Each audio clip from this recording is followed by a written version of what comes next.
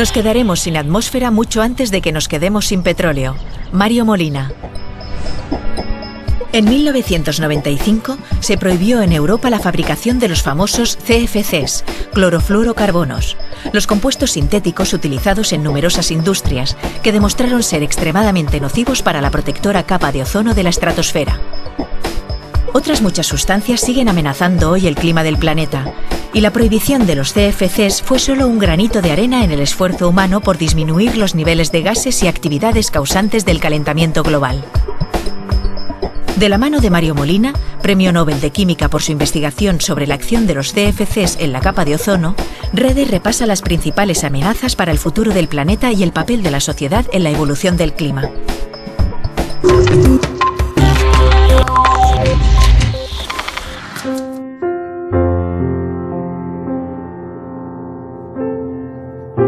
Hay dos maneras de mirar al mundo y de ver lo que nos pasa hasta por dentro, ¿no? La una es decir, no pasa nada, o sea, realmente la Tierra es un bólido que va a su velocidad y hagamos lo que hagamos, no vamos a dejar rastro. Eso es lo que pensaba, por ejemplo, el gran paleontólogo Stephen Jay Gould de la Universidad de Harvard. Pero otros, como el premio Nobel Mario Molina, piensan exactamente lo contrario, piensan que el agujero de la capa de ozono va a significar la muerte a menos que hagamos lo necesario para ponerle remedio nosotros, porque depende de nosotros el destino de este planeta. Bueno, ¿cuál de los dos, cuál de las dos posturas tiene razón? Se lo dejo que lo decida nuestra audiencia por sí misma.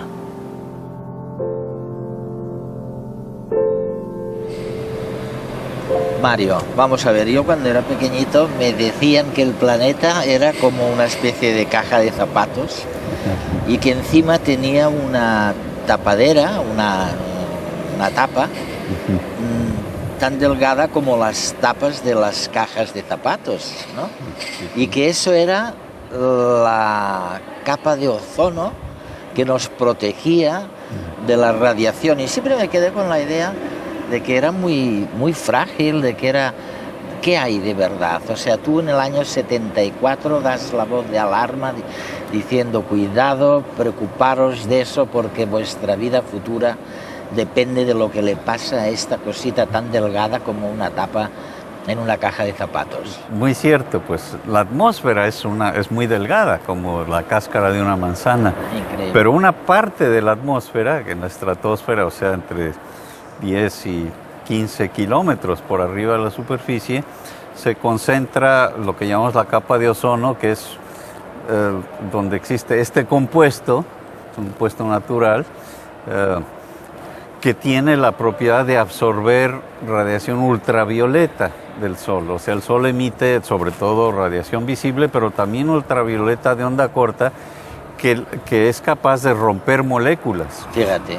Y lo que hace es afectar pues, muchas moléculas muy importantes para la vida. Entonces, a la gente le puede ocasionar cáncer en la piel o cataratas. Esta radiación. Esa radiación, la que protege parcialmente la capa de ozono, pero protege totalmente de el mismo tipo de radiación, pero de onda más corta, que esa sí destruye prácticamente todas las moléculas. Por eso es una capa pues esencial para la evolución de la vida como la conocemos. Miramos al cielo. Nubes sobre fondo azul. Así es como percibimos la atmósfera que rodea al planeta desde aquí, desde la Tierra. Y azul es también cómo lo vemos desde el espacio. Este color se debe a la atmósfera, esa capa gaseosa que envuelve a la Tierra, cuya densidad y composición varía a distintas alturas. En los 11 kilómetros iniciales se acumulan la mayoría de los gases que la componen, es decir, un 21% de oxígeno, un 78% de nitrógeno, más un 4% de otros gases, entre los que destacan por su importancia el CO2, el metano, el hidrógeno y el ozono. Este último elemento, el ozono, pertenece a la misma familia que el oxígeno que respiramos, constituido por 2 átomos de oxígeno, mientras que el ozono está formado por 3. En la atmósfera el ozono se acumula principalmente a los 25 kilómetros de altura y su función es purificar el aire de bacterias, virus, etc. y protegernos contra la radiación ultravioleta del Sol, de ahí la importancia de la capa de ozono. Así, la atmósfera que conocemos es el resultado de la vida que surgió en la Tierra y al mismo tiempo es su escudo protector.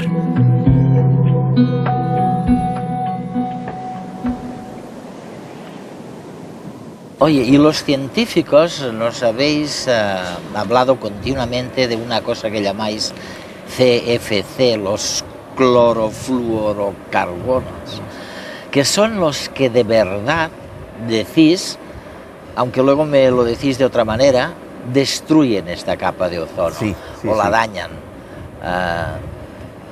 ¿Por qué? Bueno, esto fue lo que descubrimos con mi colega Sherry Rowland en los años 70, y es que nos preguntamos qué les iba a pasar a ciertos compuestos industriales que no existen de manera natural.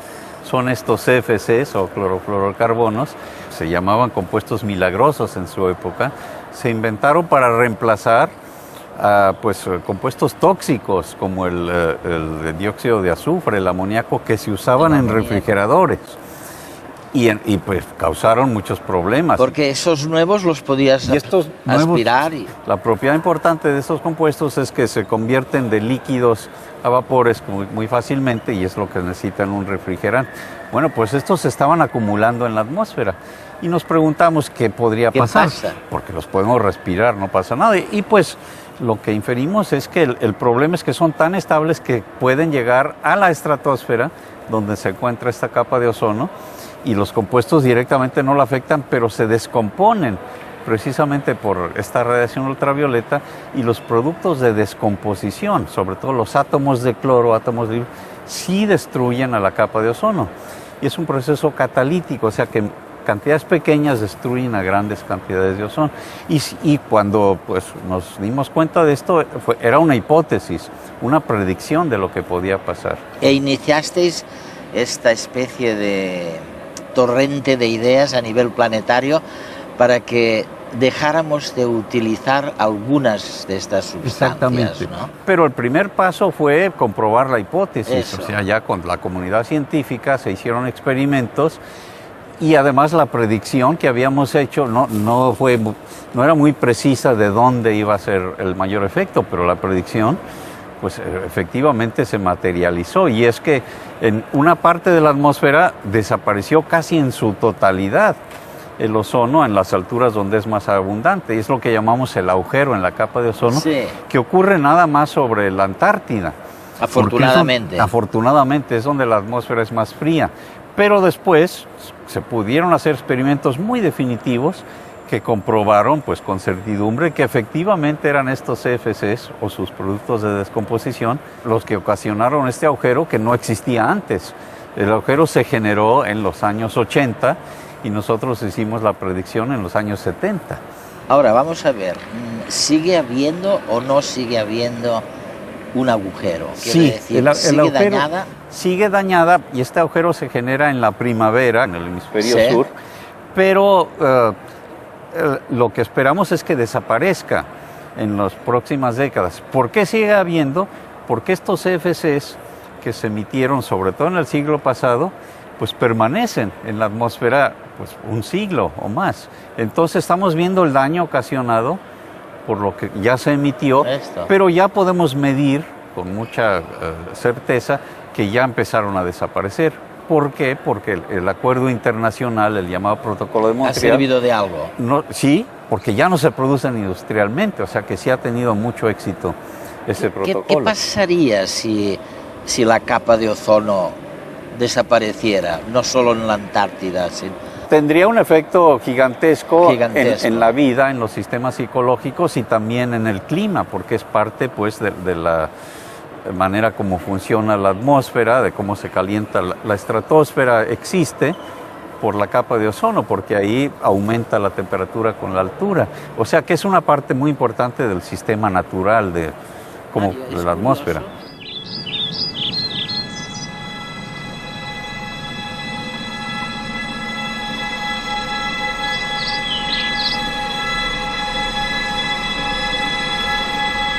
Sí. Esto exactamente es lo que ocurriría si el agujero de la capa de ozono que se encuentra sobre los polos y varía estacionalmente se hiciera más grande. Literalmente nos achicharraríamos. Nuestro hermoso bronceado se convertiría en una quemadura de tercer grado. A nivel planetario, la disminución de la capa de ozono haría que aumentaran las afecciones de la piel, como el cáncer, el sarampión, el herpes, la lepra, la malaria, la varicela. Y lo mismo ocurriría con los casos de cataratas y ceguera, porque los rayos ultravioletas dañarían nuestros ojos.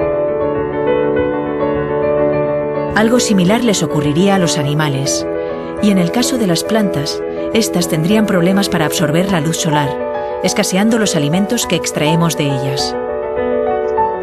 El clima en su conjunto cambiaría. Al ascender la temperatura, los glaciales se derretirían, aumentando el nivel del mar, lo que haría desaparecer costas e incluso algunas islas. También sufriríamos más huracanes, tifones y olas de frío, en áreas donde estos fenómenos no son comunes. En lo que respecta al agujero de la capa de ozono, podemos estar tranquilos porque lentamente está disminuyendo y volviendo a la normalidad. Sin embargo, el riesgo de un cambio climático y sus consecuencias sigue presente y cada día es un problema más cercano.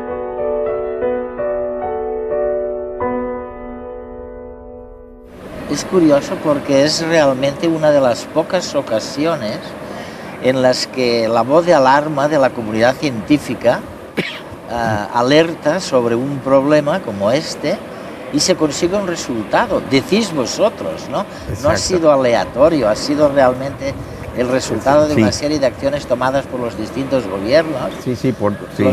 Por eso es un precedente importante, porque no solamente es pues decir que va a haber una crisis y que nos va a pasar cosas a todos, no, sino diseñar la solución. Es algo que podemos resolver y que pudimos convencer, ya no esto es parte de la ciencia, sino pues de la diplomacia internacional, pudimos convencer pues prácticamente a todos los países del planeta que se pusieran de acuerdo y se resolvió el problema. De manera que es un caso asombroso en donde la política de prevención, que yo siempre digo y mantengo, oye, se está produciendo un colapso en el servicio de prestaciones de todo tipo, educativas, y eso no se puede solventar si no es con unas políticas de prevención muy acusadas. Este sería un caso del éxito, ¿no? Y de la necesidad de este tipo de políticas.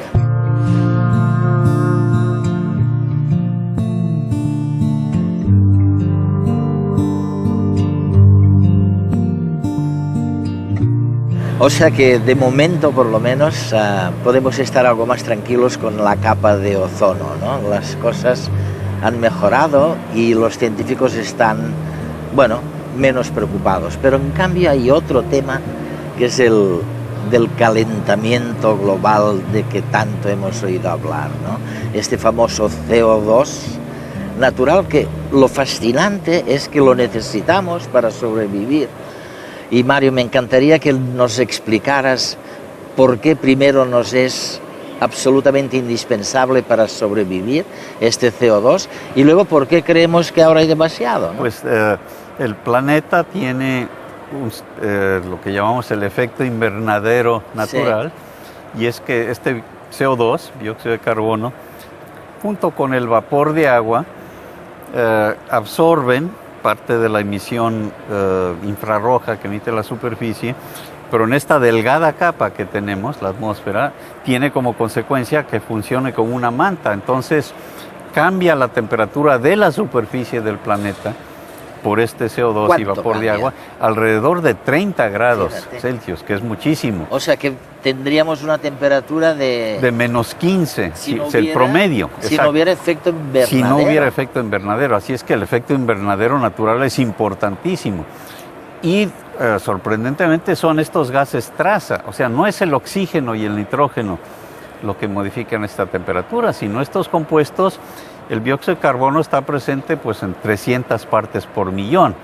El vapor de agua varía mucho, puede llegar hasta el 1% o algo, pero son componentes menores. Pero sabemos que son indispensables pues para tener el clima con el que pudo evolucionar la vida.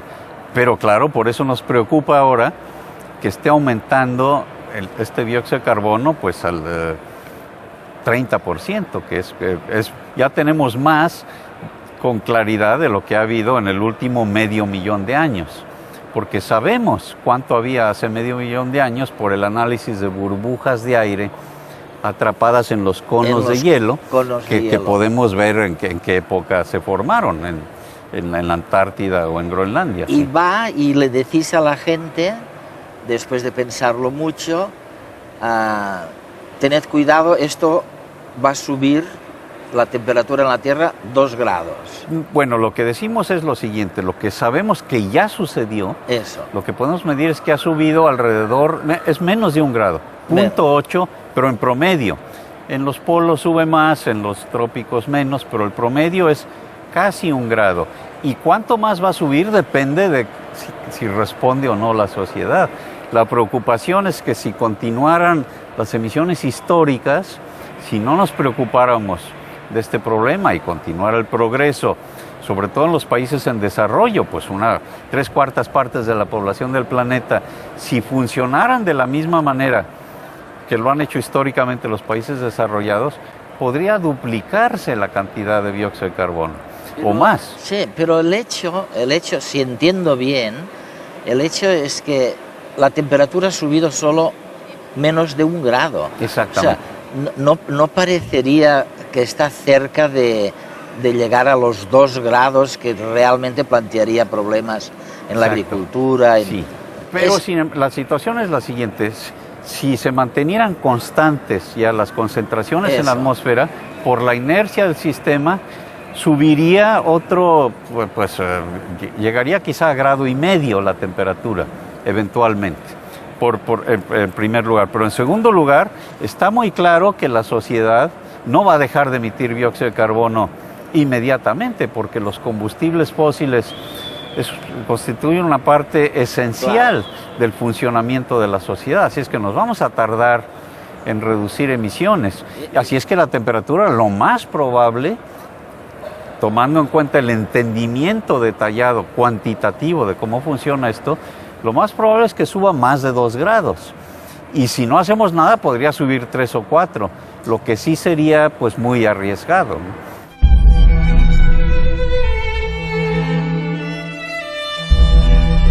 La mayoría de los científicos piensa que la actividad humana está afectando al planeta en que vivimos.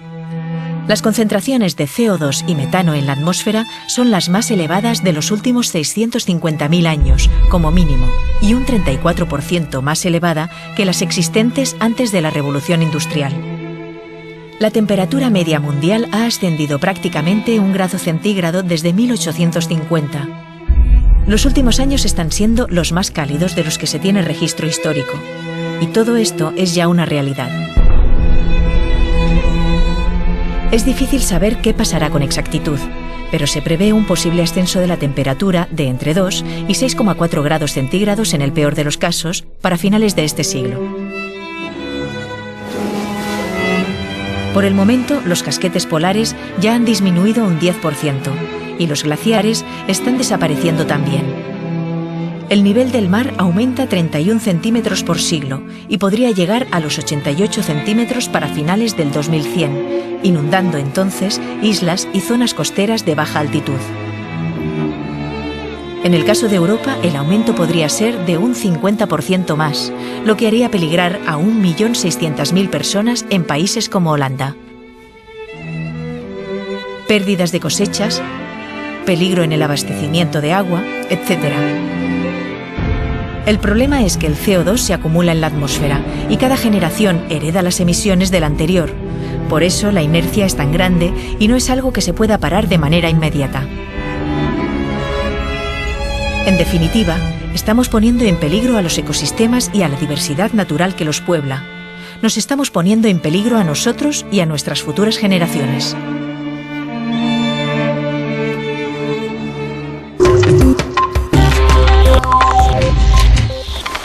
¿Y qué puede hacer la gente para que no suba 3 grados? Desgraciadamente, a nivel personal, voluntario, esto no se puede resolver. lo más importante que puede hacer la sociedad a nivel individual es presionar a sus gobiernos. Pero lo que sí puede hacer la sociedad, sin duda alguna, de acuerdo con pues, el consenso de los expertos, ya no tanto en ciencias ahora, sino en tecnología y en los economistas, cómo funciona la sociedad, sí podemos cambiar, podemos dejar de usar combustibles fósiles o usarlos siempre y cuando se capturen esas emisiones. Claro, eso cuesta y ese es el problema, que va a costar más pues de lo que hacemos hoy en día, ¿no? Eso nos podría ayudar a introducir en las instituciones y en el pensamiento el hecho de que es absolutamente imprescindible el invertir más en políticas de prevención. Sí. O sea, que en lugar de intentar sanar una cosa que ya es irremediable con prestaciones, fuéramos más conscientes de las posibilidades que tenemos de evitar que se produzcan estas necesidades. Exactamente, porque ¿no? en este caso, de nuevo, no cabe duda, con los estudios económicos que se han hecho, de que es mucho más caro tratar de sanar, o sea, de las consecuencias que son los eventos climáticos extremos, protegerse contra esos cambios, o pues el costo de las inundaciones, por ejemplo, pues ya lo estamos pagando. Todo eso es mucho más caro. La dificultad es convencer a la sociedad de hacer las inversiones necesarias para prevenir esos cambios, por un lado, y por otro lado es una cuestión un poco de escala de tiempo. Eso ya no está pasando y va a pasar en nuestra propia generación, pero va a ser mucho peor para nuestros hijos y nuestros nietos, y esto depende de la importancia que le dé la sociedad pues al bienestar de las futuras generaciones. Es curioso porque nos está pasando lo mismo en el campo educativo, en el campo sanitario, o sea, se están colapsando los sistemas por la demanda tremenda de prestaciones, sin darnos cuenta de que es preciso abordar los temas preventivos con mucho mayor esfuerzo, con mucha mayor... Pero lo que es interesante, brevemente, es que en el tema educativo, pues en general la sociedad sí está muy de acuerdo y consciente, dispuesta. Tenemos que invertir en la educación de los niños, aunque eso no nos va a redituar pues por 20, 30 años, ¿no? Pero lo hacen, se acepta. En cambio, con el medio ambiente no está tan claro. El problema, visto de una manera más integral, de que la población del planeta continúa creciendo. Tenemos pues ya más de 6,000 millones, pero con toda probabilidad vamos a llegar a 9,000, o sea que va a aumentar otro 50%. Y que pues necesitamos recursos naturales, necesitamos agricultura, necesitamos pues poder eliminar todos los desperdicios de nuestras actividades. Y si no lo hacemos de una manera inteligente o creativa, pues estamos dañando al medio ambiente, que es la fuente pues de todos estos beneficios que tenemos para tener un nivel de vida favorable, etcétera. Pues necesitamos gozar de un medio ambiente sano. Y este es el problema, que tanto desde el punto de vista puramente económico, que nos va a salir mucho más caro pues lidiar con esas consecuencias, como desde el punto de vista ético, de que estamos afectando de manera desproporcionada a la parte de la población que no tiene recursos, con inundaciones o pues ¿qué les va a pasar? En siglos anteriores podían emigrar, pero ya llenamos al planeta, ya no se puede.